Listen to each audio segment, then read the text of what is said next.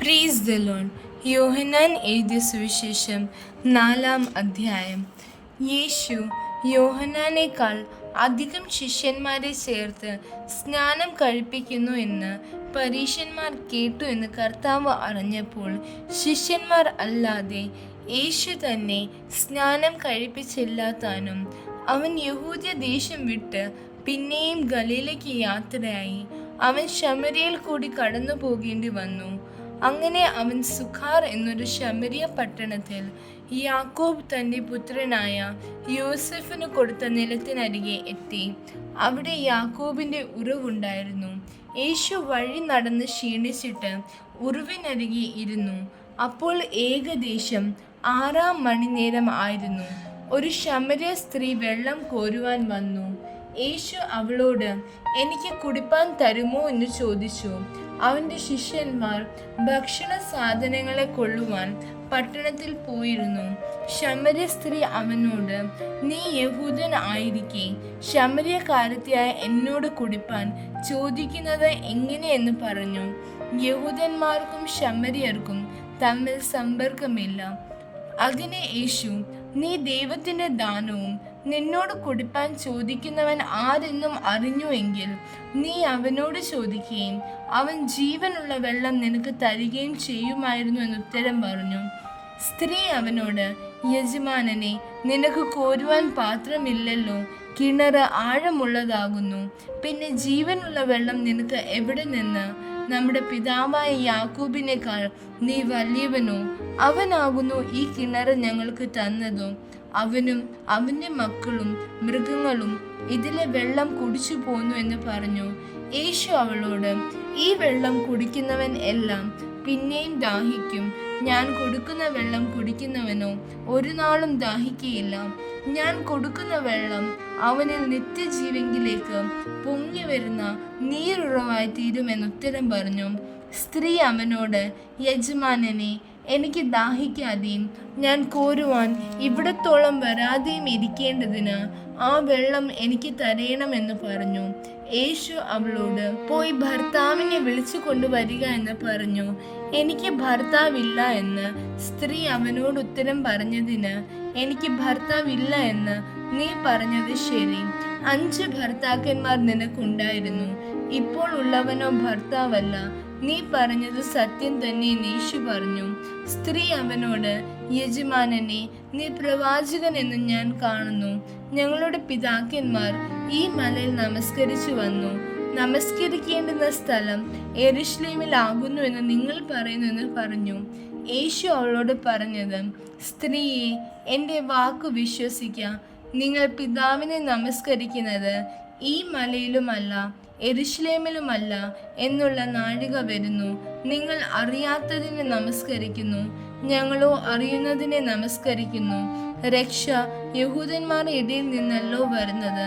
സത്യ നമസ്കാരികൾ പിതാവിനെ ആത്മാവിലും സത്യത്തിലും നമസ്കരിക്കുന്ന നാഴിക വരുന്നു, ഇപ്പോൾ വന്നുമിരിക്കുന്നു. തന്നെ നമസ്കരിക്കുന്നവർ ഇങ്ങനെയുള്ളവർ ആയിരിക്കണമെന്ന് പിതാവ് ഇച്ഛിക്കുന്നു. ദൈവം ആത്മാവാകുന്നു. അവനെ നമസ്കരിക്കുന്നവർ ആത്മാവിലും സത്യത്തിലും നമസ്കരിക്കണം. സ്ത്രീ അവനോട്, മശിഹ എന്ന് വച്ചാൽ ക്രിസ്തു വരുന്നു എന്നു ഞാൻ അറിയുന്നു. അവൻ വരുമ്പോൾ സകലവും അറിയിച്ചു തരുമെന്ന് പറഞ്ഞു. യേശു അവളോട്, നിന്നോട് സംസാരിക്കുന്ന ഞാൻ തന്നെ മശിഹ എന്ന് പറഞ്ഞു. ഇതിനിടയിൽ അവൻ്റെ ശിഷ്യന്മാർ വന്ന് അവൻ സ്ത്രീയോട് സംസാരിക്കാൻ ആശ്ചര്യപ്പെട്ടു. എങ്കിലും നീ എന്ത് ചോദിക്കുന്നു, അവളോട് എന്ത് സംസാരിക്കുന്നു എന്ന് ആരും ചോദിച്ചില്ല. അനന്തരം സ്ത്രീ പാത്രം വച്ചിട്ട് പട്ടണത്തിൽ ചെന്ന് ജനങ്ങളോട്, ഞാൻ ചെയ്തതൊക്കെയും എന്നോട് പറഞ്ഞ ഒരു മനുഷ്യനെ വന്നു കാണുവീൻ, അവൻ പക്ഷേ ക്രിസ്തു ആയിരിക്കുമോ എന്ന് പറഞ്ഞു. അവർ പട്ടണത്തിൽ നിന്ന് പുറപ്പെട്ട് അവൻ്റെ അടുക്കൽ വന്നു. അതിനിടയിൽ ശിഷ്യന്മാർ അവനോട്, റബ്ബി, ഭക്ഷിച്ചാലും എന്ന് അപേക്ഷിച്ചു. അതിന് അവൻ, നിങ്ങൾ അറിയാത്ത ആഹാരം ഭക്ഷിപ്പാൻ എനിക്ക് ഉണ്ട് എന്ന് അവരോട് പറഞ്ഞു. ആകയാൽ വല്ലവനും അവന് ഭക്ഷിപ്പാൻ കൊണ്ടുവന്നു എന്ന് ശിഷ്യന്മാർ തമ്മിൽ പറഞ്ഞു. യേശു അവരോട് പറഞ്ഞത്, എന്നെ അയച്ചവന്റെ ഇഷ്ടം ചെയ്ത് അവന്റെ പ്രവൃത്തി തികയ്ക്കുന്നത് തന്നെ എൻ്റെ ആഹാരം. ഇനി 4 മാസം കഴിഞ്ഞിട്ട് കൊയ്ത്തു വരുന്നു എന്ന് നിങ്ങൾ പറയുന്നില്ലയോ? നിങ്ങൾ തല പൊക്കി നോക്കിയാൽ നിലങ്ങൾ ഇപ്പോൾ തന്നെ കൊയ്ത്തിന് വെളുത്തിരിക്കുന്നത് കാണും എന്ന് ഞാൻ നിങ്ങളോട് പറയുന്നു. വിധിക്കുന്നവനും കൊയ്യുന്നവനും ഒരുമിച്ച് സന്തോഷിപ്പാൻ തക്കവണ്ണം കൊയ്യുന്നവൻ കൂലി വാങ്ങി നിത്യജീവങ്കിലേക്ക് വിളവ് കൂട്ടിവെക്കുന്നു. വിതയ്ക്കുന്നത് ഒരുത്തൻ, കൊയ്യുന്നത് മറ്റൊരുത്തൻ എന്നുള്ള പഴഞ്ചൊൽ ഇതിൽ ഒത്തിരിക്കുന്നു.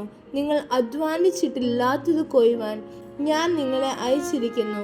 മറ്റുള്ളവർ അധ്വാനിച്ചു, അവരുടെ അധ്വാന ഫലത്തിങ്കിലേക്ക് നിങ്ങൾ പ്രവേശിച്ചിരിക്കുന്നു. ഞാൻ ചെയ്തതൊക്കെയും അവൻ എന്നോട് പറഞ്ഞു എന്ന് സ്ത്രീ സാക്ഷ്യം പറഞ്ഞ വാക്ക് നിമിത്തം ആ പട്ടണത്തിലെ പല ശമര്യരും അവനിൽ വിശ്വസിച്ചു. അങ്ങനെ ശമര്യർ അവന്റെ അടുക്കൽ വന്ന് തങ്ങളോട് കൂടെ പാർക്കണമെന്ന് അവനോട് അപേക്ഷിച്ചു. അവൻ 2 നാൾ അവിടെ പാർത്തു. ഏറ്റവും അധികം പേർ അവന്റെ വചനം കേട്ട് വിശ്വസിച്ചു. ഇനി നിന്റെ വാക്ക് കൊണ്ടല്ല ഞങ്ങൾ വിശ്വസിക്കുന്നത്, ഞങ്ങൾ തന്നെ കേൾക്കുകയും അവൻ സാക്ഷാൽ ലോകരക്ഷിതാവെന്ന് അറിയുകയും ചെയ്തിരിക്കുന്നെന്ന് സ്ത്രീയോട് പറഞ്ഞു. 2 ദിവസം കഴിഞ്ഞിട്ട് അവൻ അവിടം വിട്ട് ഗലീലയ്ക്ക് പോയി.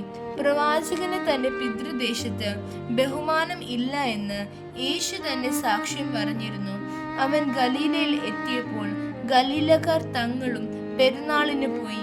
അവൻ യെരൂശലേമിൽ വച്ച് പെരുന്നാളിൽ ചെയ്തതൊക്കെയും കണ്ടതുകൊണ്ട് അവനെ അംഗീകരിച്ചു. അവൻ പിന്നെയും താൻ വെള്ളം വീഞ്ഞാക്കിയ ഗലീലയിലെ കാനാവിൽ വന്നു. അന്ന് മകൻ രോഗിയായിരുന്ന ഒരു രാജ്യഭൃത്യൻ കഫർനഹൂമിൽ ഉണ്ടായിരുന്നു. യേശു യഹൂദ്യ ദേശത്തു നിന്ന് ഗലീലയിൽ വന്നു എന്ന് അവൻ കേട്ട് അവന്റെ അടുക്കൽ ചെന്നു. തൻ്റെ മകൻ മരിപ്പാറായിരിക്കെ കൊണ്ട് അവൻ വന്ന് അവനെ സൗഖ്യമാക്കണമെന്ന് അപേക്ഷിച്ചു. യേശു അവനോട്, നിങ്ങൾ അടയാളങ്ങളും അത്ഭുതങ്ങളും കണ്ടിട്ടില്ലാതെ വിശ്വസിക്കില്ല എന്ന് പറഞ്ഞു. രാജഭൃത്യൻ അവനോട്, കർത്താവേ, പൈതൽ മരിക്കും മുമ്പേ വരേണമേ എന്ന് പറഞ്ഞു.